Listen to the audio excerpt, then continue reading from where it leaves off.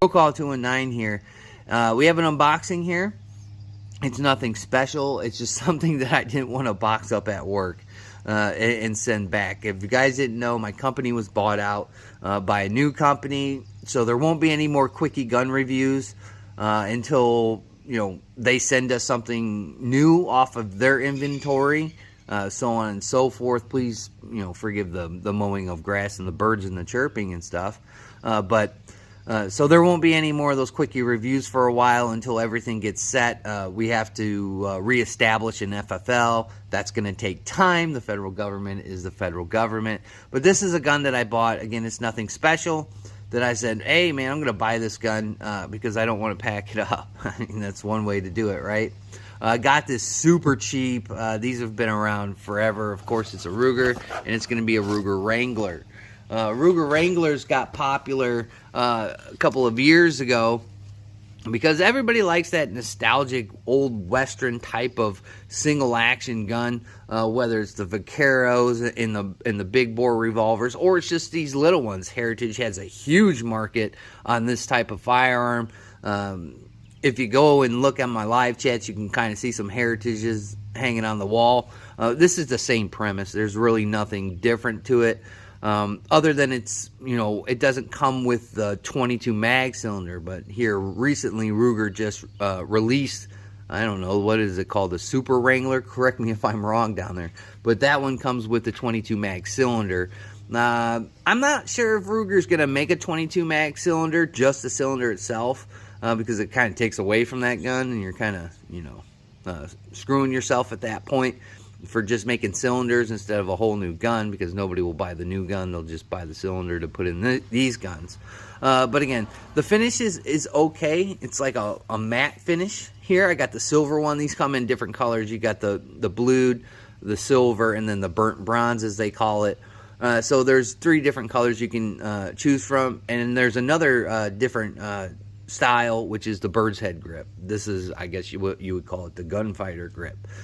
These are very, very super cheap, super expensive, and I think the functionality of it is a little bit better than what you see on the Heritages. So on the Heritage, you have that god-awful safety on there, and then you have to stage the trigger to load your rounds. This one, you just open the loading gate, and it just turns so you can load your rounds, or kick them out, as you can see there, or kick them out that easy. So I mean, I think that's something that Heritage might have missed the spot on. But again, Heritage Rough Riders are not allowed in some states due to melting point issues. These ones are not like pot metal. These actually feel like they're some kind of steel structure, way better than what the Heritages are. Again, for you young kids, it's single action only, so that means you can't just pop off a bunch of 22. I like these guns. I think they're cool. They make a good plinker. My kids used to like them, but they discovered semi-autos, and that was over with. The sights are nothing to write home about. It's just a gutter sight with a front blade sight. I think on one of my Heritage, I put a little bit of Cindy's nail polish on there just so I could pick it up, because look, there's really nothing there.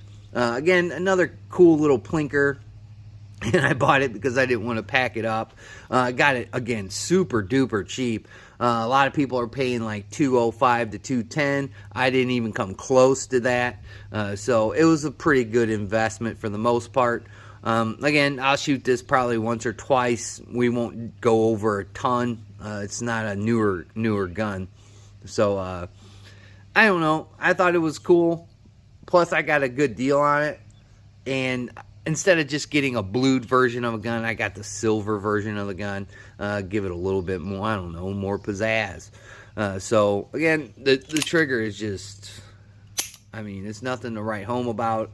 Just the same functionality, especially to take out your cylinder. It's the same thing as pretty much a Heritage.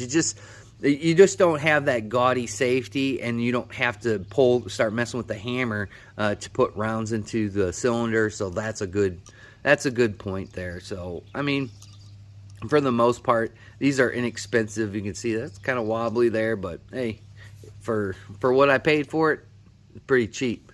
So that's what I ended up buying. There's a lot of other good deals there. I mean, I'm talking AKs under $1,000. So there's a lot of good deals. Even though they were Century AKs, there's just so many good deals, and you only have so much money in your life. So I ended up going with this just because it was like super duper cheap, and I wanted to shoot them. I've shot one before way back in the day when they first came out. Other than that, I've never messed with them again, and this was an opportunity to shoot it. And maybe we'll do a comparison between the Heritage Rough Rider and the Ruger Wrangler, the first series of gun. So there you go again, just giving you a good overlook at it. Nothing spectacular about it. A lot of the old folks like these guns. You can get holsters for them. I think the burnt bronze one that we had at work, a holster came with it, so that was pretty cool, I guess, if you're going to wear it like they did back in the Old West. But there it is. It's the Ruger Wrangler. I'll make a couple of videos about it. Compared to the Heritage Rough Rider, again, there are some, I would say, better features on this gun than there is the Heritage, which I pointed out. So I don't know, give it a try. A lot of people like these things. Just remember, the Heritage ones are banned in some states, and these I don't think are, as far as my knowledge goes, because I know some people that have these in their in a state that's, let's just say, less gun friendly. So they feel to be made a little bit tougher than the Heritage models. So we'll shoot it, and we'll, compare it in a future video here coming up. So I'd like to thank my old and my new subscribers, just the people that zip through. I greatly appreciate it. Please like, comment, share, and subscribe for me. It really helps out. Let's push the channel a little bit, and like always, we'll catch you on the next one.